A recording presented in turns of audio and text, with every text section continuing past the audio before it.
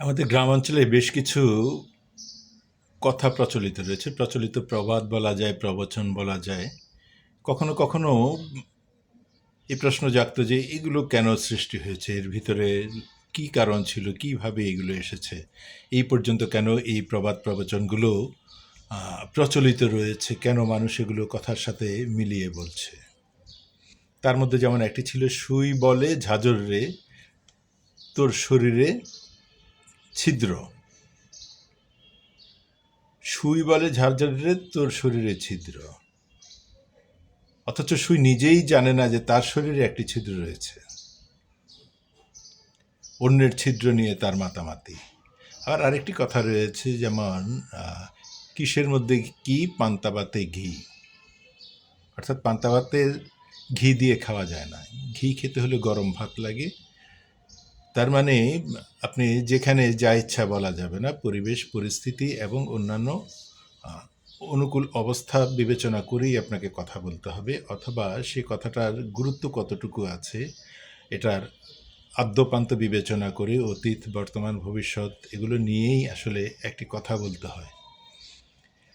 অর্থাৎ ভেবে চিন্তে কথা বলতে হয়।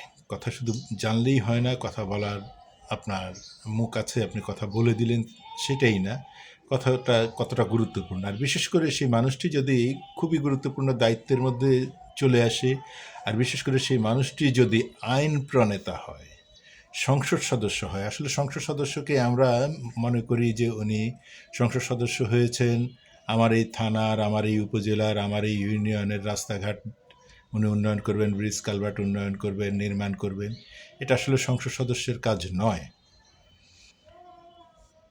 সংসদ সদস্যের কাজ হচ্ছে মূলত উনি আইন প্রণয়ন করবেন। একটি রাষ্ট্র চলে আইনে, একটি রাষ্ট্র কাঠামো টিকে থাকে আইন এবং শাসন ব্যবস্থার মধ্যে দিয়ে। যে দেশের আইন এবং শাসন ব্যবস্থা যত মজবুত এবং যত উন্নত এবং যত নিখুঁতভাবে এটা পরিচালিত হয়, সেই দেশ তত উন্নত হয়। আমাদের দেশে হাজারো আইন আছে যেটা আমরা পালন করি না। যেমন একটি আইন রয়েছে, ধূমপান করলে 50 টাকা জরিমানা। অথচ বহু পুলিশ সদস্যকে মাঝ রাস্তার মধ্যে দাঁড়িয়ে থেকে তাকে ধূমপান করতে দেখি। উনি নিজেই তো এই আইনটি প্রয়োগ করবেন, ধূমপান করলে নিবৃত্ত করবেন এবং তাকে জরিমানা করবেন, কিন্তু সেই আইনটি কি পালিত হচ্ছে কোথাও? এরকম, এটিতে অত্যন্ত ছোট একটি কথা বললাম। আরও বহু বহু আইন রয়েছে যেগুলো শুধু আইনের পাতাতেই রয়েছে, আইনের কাগজেই রয়েছে, কিন্তু এটি বাস্তবায়ন হয় না।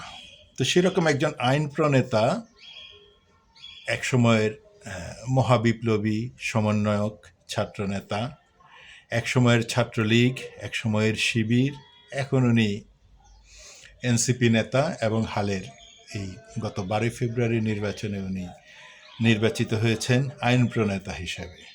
সে আইন প্রণেতা, তারা যখন বিপ্লবী ছাত্রলীগ করতেন, মহাবিপ্লবী ছাত্রলীগ করতেন, দুর্দণ্ড প্রতাপের ছাত্রলীগের ওনারা যখন নেতা ছিলেন, বঙ্গবন্ধুর নামে যখন মুখে ফেনা তুলতেন, শেখ হাসিনাকে মাতৃস্থানে বসিয়ে তারা যখন গরম গরম বক্তৃতা দিতেন, আওয়ামী লীগকে তারা 2042 সাল পর্যন্ত ক্ষমতা রাখবেন, তার উপরে, অর্থাৎ আওয়ামী লীগের কোনো পরাজয় নেই, আওয়ামী লীগ কিয়ামত পর্যন্ত টিকে থাকবেন, এরকম বিপ্লবী নেতাদের অন্যতম একজন ছিলেন হাসনাত আবদুল্লাহ। হাসনাত আবদুল্লাহ তারা যখন বিপ্লবী নেতা ছিলেন ছাত্রলীগের, সেই সময়ের ঢাকা বিশ্ববিদ্যালয়ের ভিসিকে, ভাইস চ্যান্সেলরকে মসজিদের সামনে বা মসজিদের প্রাঙ্গণে নাজেহাল করেছেন ওনার সেই সময়ের কর্মকাণ্ডের জন্য। কোন সময়ের?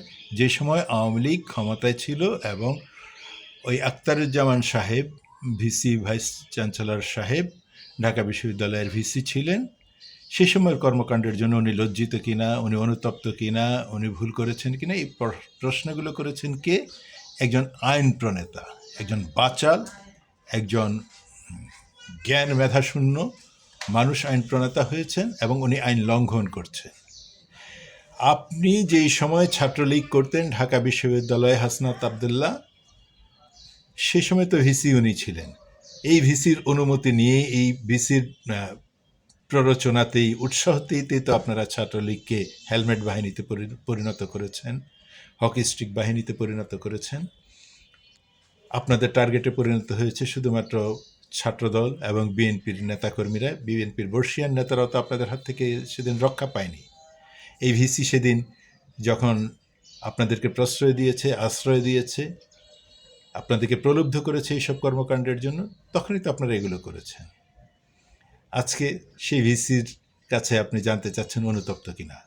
আপনার লজ্জিত হওয়ার কথা হাসনাত আবদুল্লাহ, আপনার লজ্জিত হওয়ার কথা, আপনার ক্ষমা চাওয়ার কথা যে আমি সেই সময় যা করেছি, অপরাধ করেছি, আমাকে আপনারা ক্ষমা করে দিন, মাফ করে দিন, আমি ভুল করেছি, অন্যায় করেছি।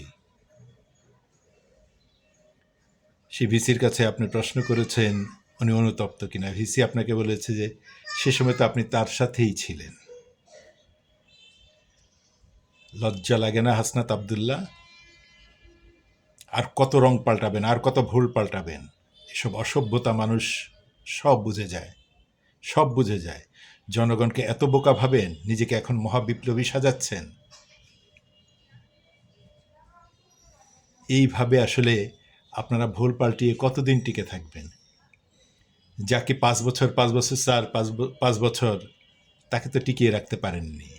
যাকে 2042 সাল পর্যন্ত ক্ষমতা রাখতে চেয়েছিলেন, তাকেও টিকিয়ে রাখতে পারেননি। আপনারাই তো চেয়েছিলেন আওয়ামী লীগ 2042 সাল পর্যন্ত থাকবে, বা তারও পরে কেয়ামতের কাছাকাছি সময়ে কোথাও নিয়ে যাবেন আওয়ামী লীগকে। টিকিয়ে রাখতে পেরেছিলেন আপনি, সার্জিস, আপনাদের এই যারা ছাত্রলীগের হেলমেট বাহিনীতে আপনারা যুক্ত ছিলেন, হকি স্টিক বাহিনীতে যুক্ত ছিলেন, পেরেছিলেন?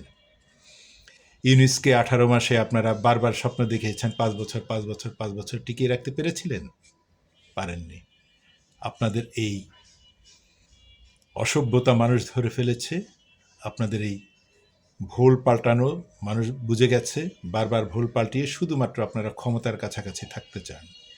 এখন বিএনপির কাছে ভালো সাজতে চান আপনারা, তাই না?